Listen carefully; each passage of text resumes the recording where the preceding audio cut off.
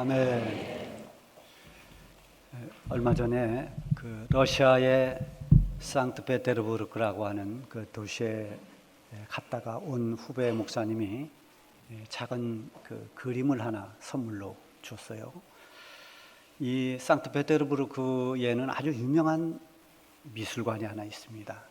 에르미타주라고 하는 미술박물관인데 이게 세계 3대 박물관 중에 하나입니다. 여기에 300만 이 작품이 소장되어 있다고 해요. 항상 이 미술관에 관람하기 위해서 많은 사람들이, 관광객들도 와서 줄을 서는 곳이 이 에르미타주 박물관입니다. 거기에 보면은 작품 그 많은 작품 가운데 작품을 하루에 다 볼 수도 없습니다만은 우리 크리스찬들이 보고 싶어하는 작품이 하나 있습니다. 그게 바로 돌아온 탕자, 렘브란트 작품이죠. 그걸 보고 싶어합니다. 후배 목사님이 그 작품을 복사본 이렇게 종이처럼 둘둘 말아서 하나 선물 줘서 제가 그걸 작은 액자에 걸어놨습니다. 이 그림을 보면은 거기에 5명의 사람이 나와 있습니다. 그런데 렘브란트는 원래 이 빛과 어둠, 이 명암, 이런 명암 기법의 아주 천재라고 불리는 그런 화가죠. 그래서 어두운 배경 속에 3사람이 있고 2사람이 밝은 조명을 받으면서 이렇게 탁 드러나 보입니다. 그 2사람이 바로 돌아온 탕자를 맞아주는 아버지고 또 돌아온 아들입니다. 이 그림에 보면은 무릎을 꿇고 아버지 품에 안긴 그 탕자의 모습, 등이 이렇게 보이는데 2 발이 보입니다. 하나는 오른쪽은 신발을 이렇게 신고 있지만 왼쪽은 신발이 벗겨진 채 맨발이 그대로 드러나 있죠. 얼마나 그가 고난과 시련을 겪었는지를 상징해 줍니다. 그리고 아버지는 이 아들의 어깨와 등을 이렇게 만져주면서 따뜻하게 아들을 품어주는 그런 모습입니다. 이 렘브란트가 그린 이 돌아온 탕자라는 이 그림은, 그 배경은 두말할 것도 없이 우리 성경 누가복음 15장에 나오는 예수님의 비유 이야기, 돌아온 탕자, 바로 그 비유를 배경으로 그린 그림입니다. 자, 이 돌아온 탕자의 이야기를 성경에서 보면은 전반부는 탕자에 관한 이야기고 후반부는 맏아들에 관한 이야기입니다. 그래서 이 맏아들이 돌아온 자기의 동생, 당신의 아들이라고 이렇게 표현합니다만은 그 탕자로 살던 아들이 돌아왔을 때 그 아들을 환대해주는 아버지를 이해하지를 못합니다. 그거를 불만합니다. 화를 냅니다. 나는 지금까지 동생처럼 그렇게 방탕한 삶을 살지도 않았고 아버지 집을 떠나지도 않았고 아버지 밑에서 열심히 일했는데 나한테 해준 게 뭔가? 이 아들이 돌아왔다고 송아지를 잡고 이렇게 환대를 해주는데 나에게는 염소 새끼라도 한 마리 잡아줬느냐 하면서 원망을 쏟아냅니다. 상식적이고 합리적이고 그리고 계산적인 그런 생각으로 지금의 상황을 생각해 보니까 맞지를 않습니다.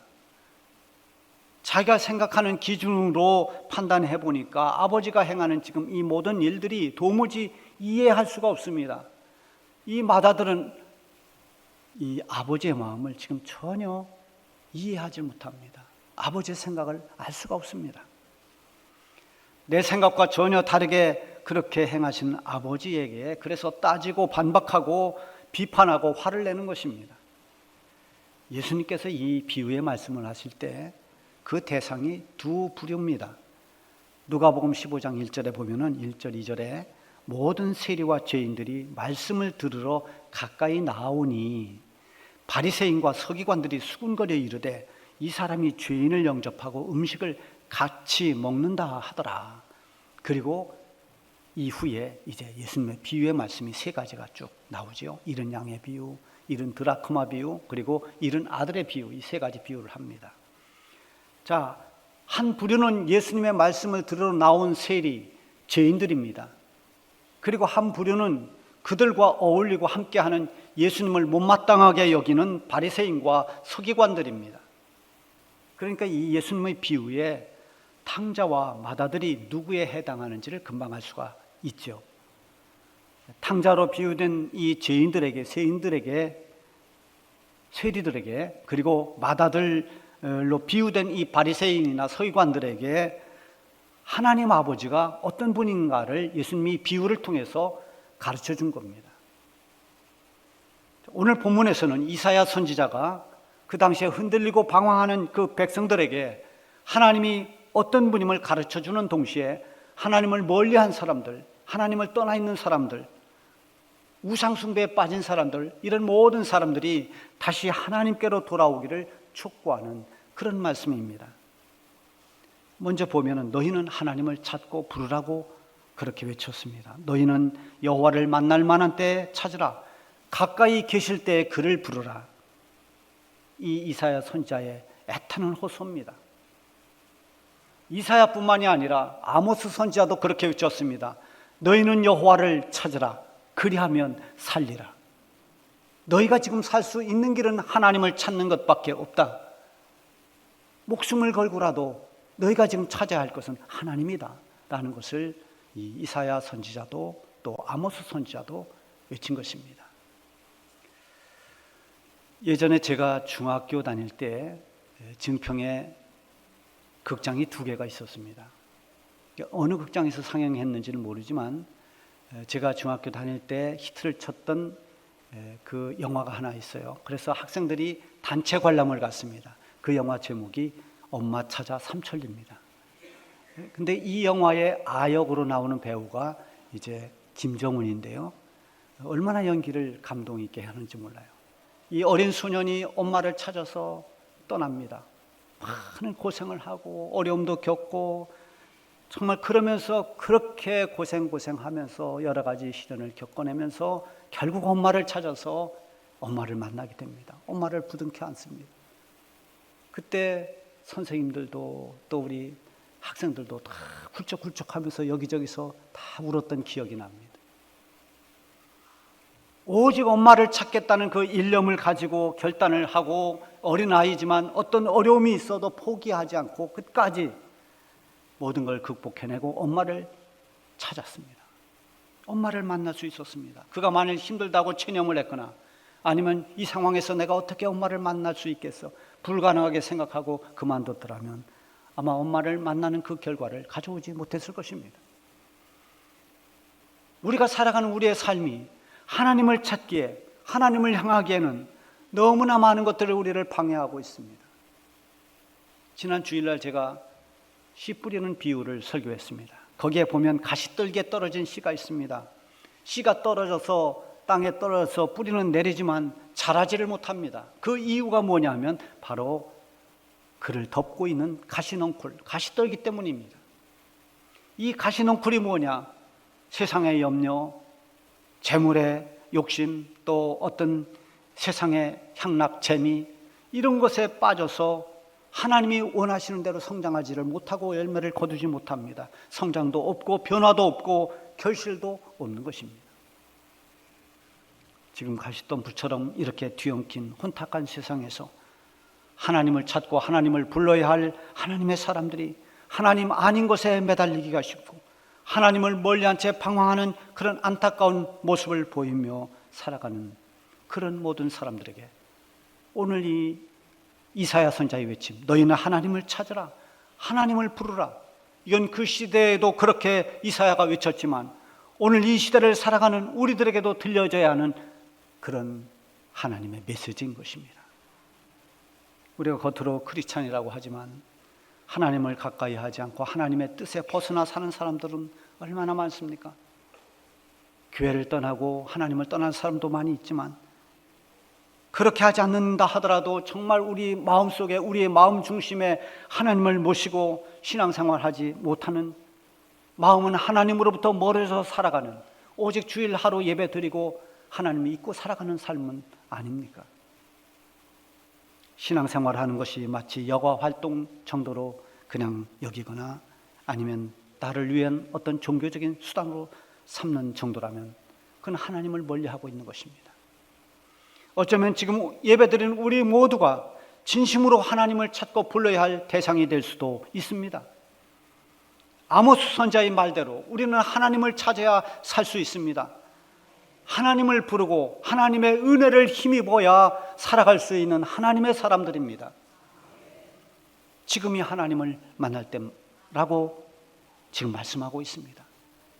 나중에 내가 이런 일이 다 정리되고 나면 아닙니다. 지금 우리는 하나님을 만날 만한 때입니다. 하나님을 찾을 때입니다.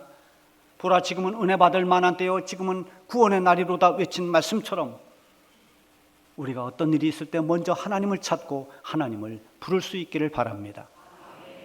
두 번째는 하나님께 돌아오라고 말씀합니다. 7절에 보면 악인은 그의 길을, 불의한 자는 그의 생각을 버리고 여호와께로 돌아오라.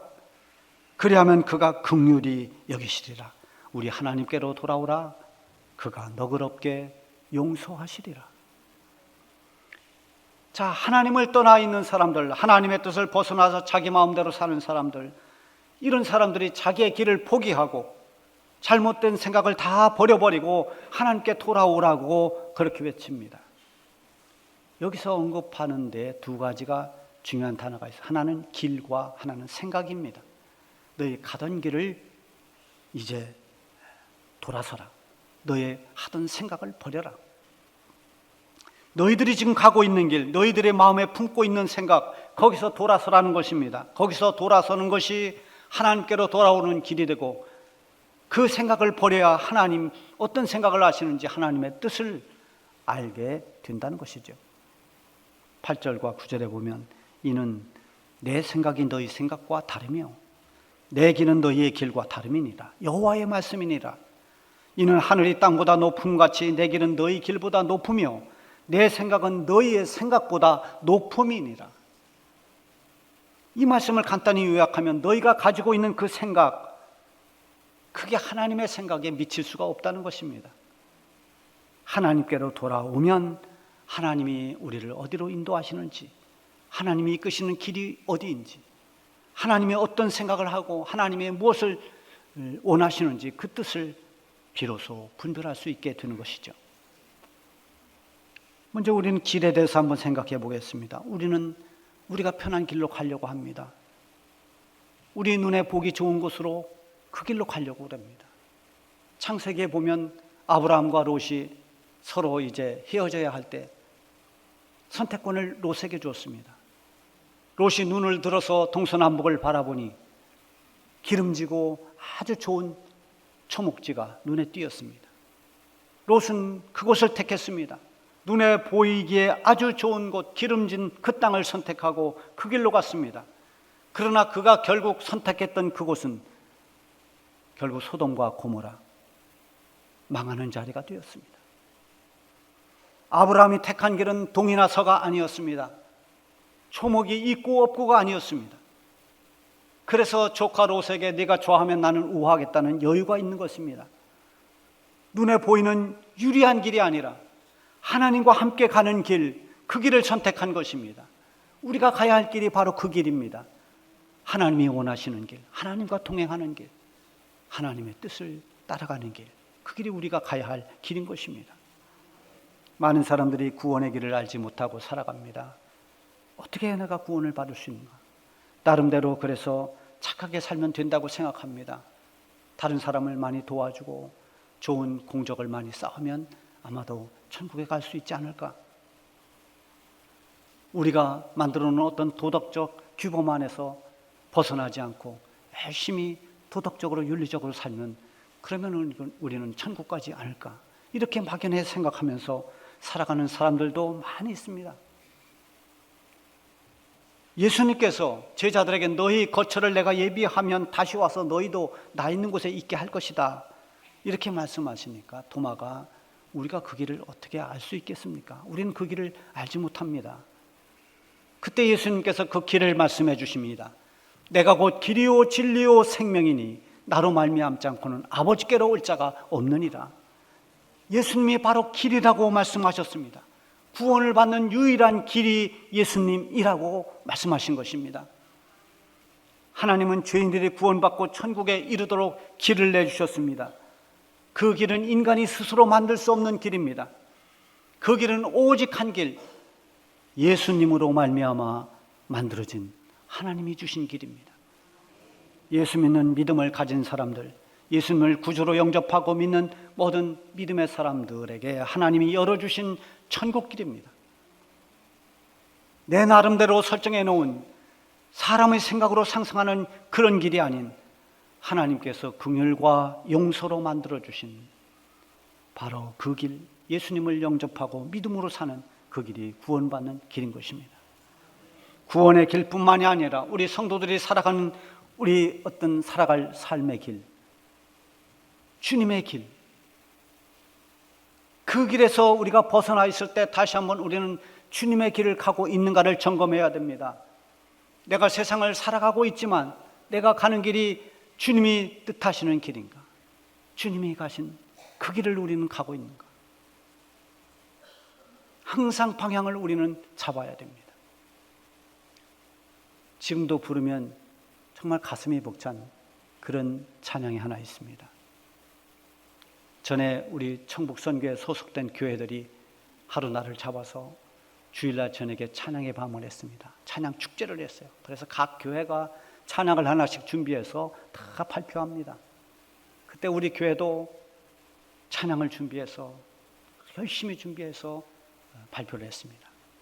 얼마나 열심히 준비를 하는지 밤마다 나와서 연습하고 또 연습하고 또 이 일을 위해서 기도하고, 그래서 많은 기도와 연습을 해서 악보를 다 외워버렸습니다. 그래서 악보 들고 나가지 않습니다. 우리 교회만 그냥 나갑니다. 차렷 타고 서서 오직 주의자에게 집중하면서 정말 힘을 다해서 자기의 고백처럼, 자기의 기도처럼, 자기의 결단처럼 그렇게 힘있게 불렀던 찬양이 나는 가리라, 이 찬양입니다. 그 찬양을 들으면서 저는 가슴이 뛰었습니다. 정말 눈물이 날 정도로 감동이 됐습니다. 찬양대원 모두가 이 찬양을 부르면서 아마 다시 한번 결단했을 것입니다. 비바람이 갈 길을 막아도 나는 가리, 주의 길 가리. 눈보라가 앞을 가려도 나는 가리, 주의 길을 가리. 이 길은 영광의 길, 이 길은 승리의 길. 나를 구원하신 주님이 십자가 지고 가신 길, 나는 가리라, 주의 길을 가리라. 주의 발자취 따라 나는 가리라. 여러분, 얼마나 감동적입니까? 우리 날마다 주님이 가신 그 길을 걸어가야 됩니다. 하나님이 원하시는 길, 주님의 길, 그 길로 걸어갈 수 있길 바랍니다. 또 생각에 대해서 말씀했습니다. 사람은 사람 간에도 생각이 서로 다릅니다. 그래서 그 생각을 알지 못하기 때문에 속기도 합니다. 생각을 알지 못하기 때문에 오해도 합니다.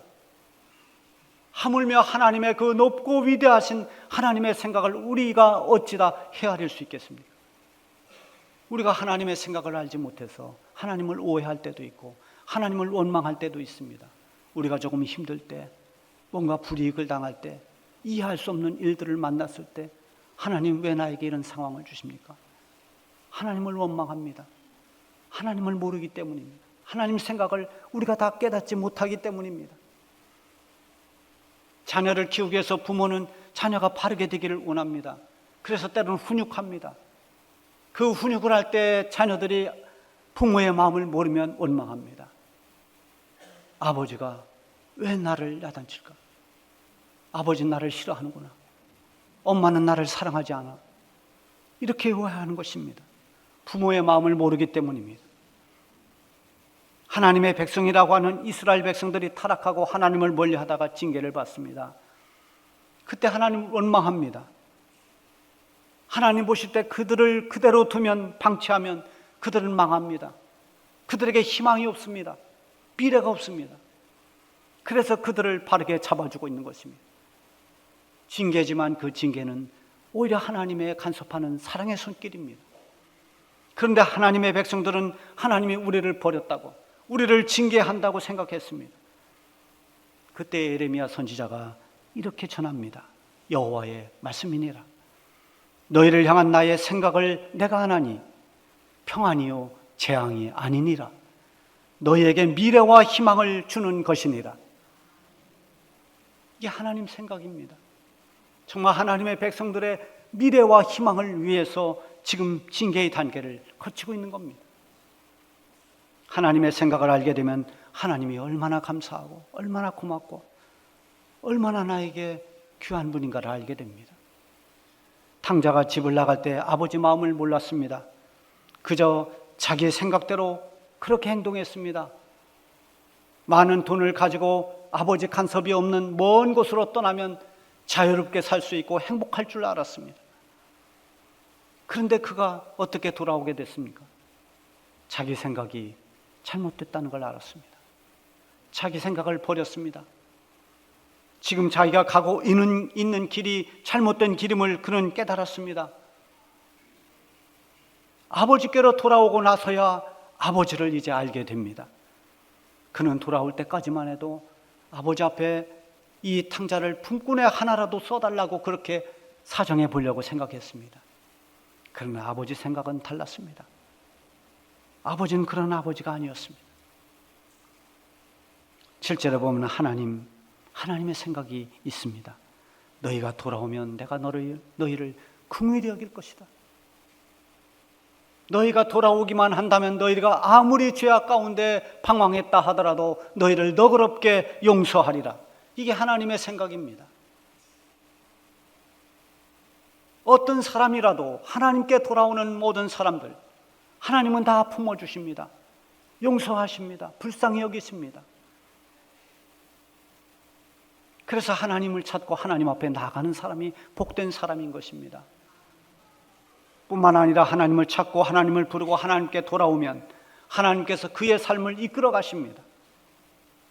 과거에 쓴뿌리 같고 가시 같았던 그런 삶이 변해서 하나님의 은혜로 변화되는 그런 역사가 일어나게 되는 것입니다. 13절에 보면 잣나무는 가시나무를 대신하여 나며 화석류는 찔레를 대신하여 날 것이다. 가시나무가 있던 곳에 열매를 맺는 잣나무가 대신하고 가시 달린 이 찔레 대신에 향기로운 화석류가 날 것이라고 했습니다. 얼마나 놀라운 변화입니까? 탕자가 방탕한 길에서 그 길을 버리고 그 생각을 버리고 아버지 품에 돌아왔을 때는 그는 더 이상 굶주림에 죽어가는 버림받은 이방인이 아니었습니다. 그는 종도 품꾼도 아닌 어엿한 아버지의 아들로 살게 됐습니다. 내 생각대로 살던 그 생각을 버리고 내 마음대로 가던 그 길을 멈추고 하나님께로 돌아와서 하나님의 뜻을 따라 가시기를 바랍니다. 하나님이 생각하시는 대로, 하나님이 이끄시는 대로 그렇게 하나님의 뜻대로 사는 삶이 가장 우리에게 축복임을 잊지 말고 사시기 바랍니다. 기도하겠습니다.